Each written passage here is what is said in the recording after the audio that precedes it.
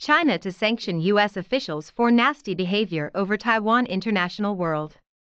U.S. officials who have engaged in nasty behavior over Chinese claimed Taiwan will face sanctions, China's foreign ministry said on Monday, after Washington lifted curbs on exchanges between U.S. and Taiwanese officials. Sino-U.S. ties have worsened as China has already condemned this month's easing, announced by U.S. Secretary of State Mike Pompeo in the waning days of President Donald Trump's presidency. Further adding to China's anger, the U.S. ambassador to the United Nations, Kelly Craft, spoke last week to Taiwan President Tsai Ing-wen after a planned trip to Taipei was called off. Asked to the Daily News briefing how China would follow through on its pledge to make the United States pay a heavy price for its engagements with Taiwan, Ministry spokeswoman Hua Chunying said some U.S. officials would face sanctions.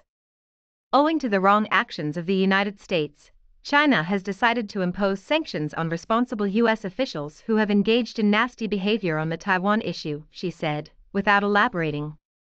When asked about U.S. sanctions on 6 mainland and Hong Kong officials announced last Friday over the mass arrests in Hong Kong, Hua said that China has decided to impose sanctions on U.S. officials, members of Congress, personnel at non-governmental organizations, and their family members over their nasty behavior on the Hong Kong issue.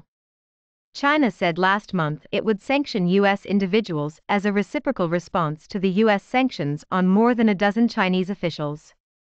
It was unclear from Hua's reply on Monday whether the Hong Kong-related sanctions were new.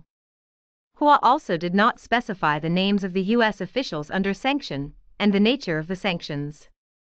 Democrat Joe Biden will be sworn in as president on Wednesday, and a new team will take over at the State Department, including a new Secretary of State. China says Taiwan is the most important and sensitive issue in its relationship with the United States, and has previously announced sanctions on U.S. companies selling weapons to Taiwan, though it has not been clear how, or if, they were enforced. Beijing has responded to increased U.S. support for Taiwan, including arms sales and visits by senior U.S. officials, by stepping up military activity near the island, including flying its Air Force aircraft nearby.